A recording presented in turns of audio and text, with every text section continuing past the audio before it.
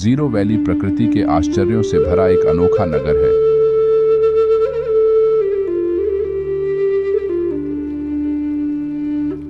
अपातानी जनजाति इस नगर में निवास करती है।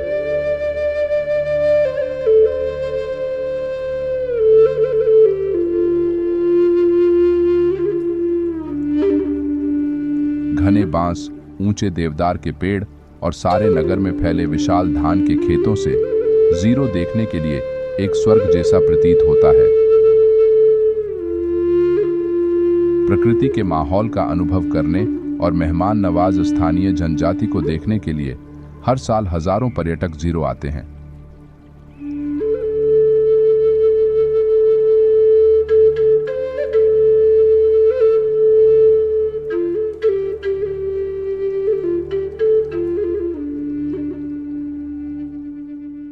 आकाशवाणी जीरो संस्कृति, परंपरा और प्रकृति की पृष्ठभूमि के बीच एक ऐसे ही दर्शनीय स्थान ढूकू पर स्थित है।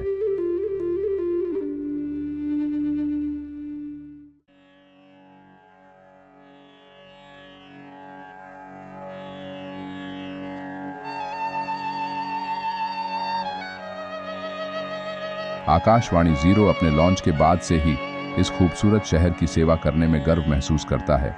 इसे 10 जून 2000 को अरुणाचल प्रदेश के खेल और युवा मंत्री श्रीपादी रिचो और ऑल इंडिया रेडियो ईटानगर के स्टेशन निदेशक श्री जेटी जिर्डो के बीच एक लाइव चर्चा के साथ नियमित सेवा के लिए चालू किया गया था। और उस दिन के बाद से आकाशवाणी जीरो ने अपने उद्देश्यों को कभी भी खोए बिना समर्पित रूप से अपने उद्देश्य की पूर्ति की है।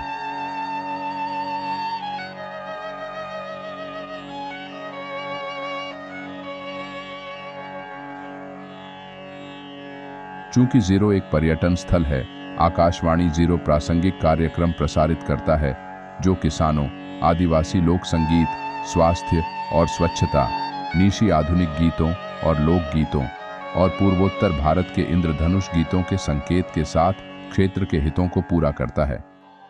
स्वच्छ भारत का इरादा कर लिया हमने, देश से अपने ये वादा।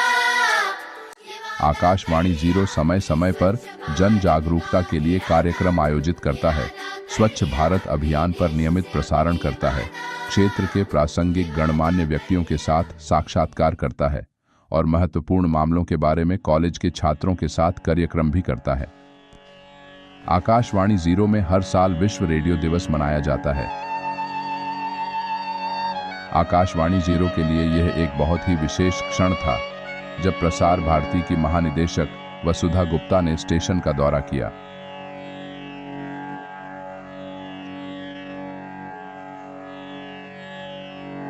आकाशवाणी जीरो ने अपने आयोग के दौरान स्वच्छता और पर्यावरण पर प्रसारण के साथ शहर की पर्यटन संभावनाओं को बढ़ावा दिया है। जीरो शहर में कई पर्यटक आकर्षण हैं।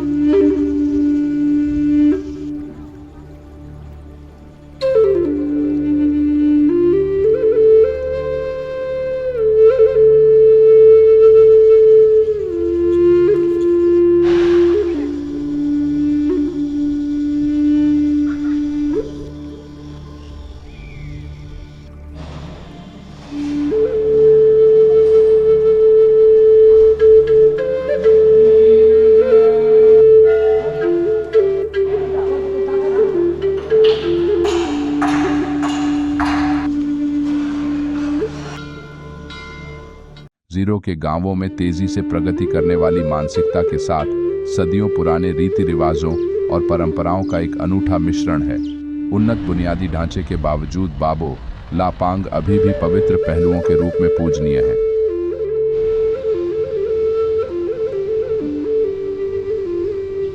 स्वदेशी लोगों के लिए अनाज भंडारण के उद्देश्य को पूरा करने के लिए अन्न भंडारों की वास्तुकला दशकों तक चली है।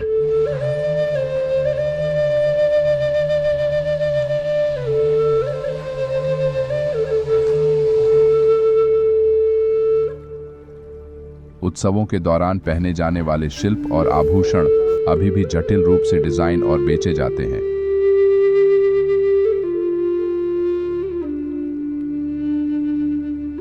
आधुनिक उपकरणों की उपलब्धता के बावजूद लोग अभी भी जीवन के तरीके के रूप में पारंपरिक साधनों का सहारा लेते हैं। उदाहरण के लिए बगीचों और जंगलों के किनारे बांस की बाड़।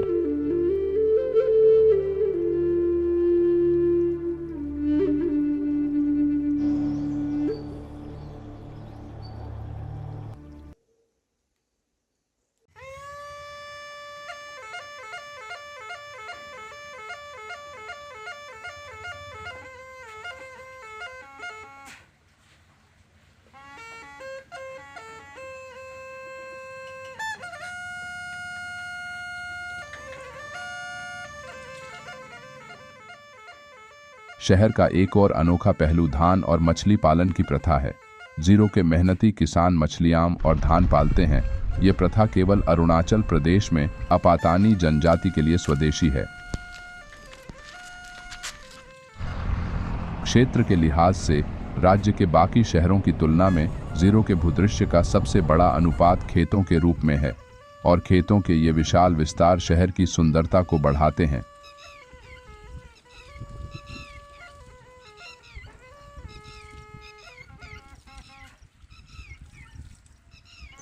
आकाशवाणी जीरो इन जीवंत प्रथाओं और प्राकृतिक विशेषताओं के बीच मौजूद है और संचालित होता है। जीरो के मेहनती लोगों के लिए स्टेशन अपातानी बोली में दैनिक डायरी समाचार प्रसारित करता है और यह ध्यान में रखते हुए कि प्रसारण को जनजातियों के विभिन्न संप्रदायों नीशी, गालो आदि हिंदी और अंग्रेजी में प्रसारण किए जाते हैं। सुबह 3 घंटे 30 मिनट और शाम को 4 घंटे का नियमित और हर महीने के आखिरी रविवार को मन की बात के साथ कार्यक्रम प्रसारण किया जाता है।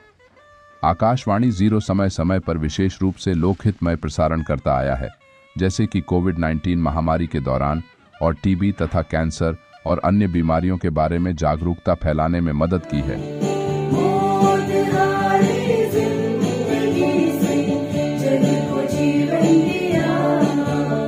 जिन लोगों में प्रतिभा है लेकिन कोई मंच नहीं मिला, उन्हें दशकों से स्टेशन पर आवाज मिली है। स्थानीय गायकों, वक्ताओं और प्रतिष्ठित हस्तियों ने मनोरंजन, सलाह देने और जनता से जुड़ने के लिए इस सेवा का उपयोग किया है। आकाशवाणी जीरो आने वाले समय में भी लोगों के लिए प्रसारण देने का प्रयास जारी रखेगा, जैसा कि वह अपने कमीशन के दिन से करता आ रहा है।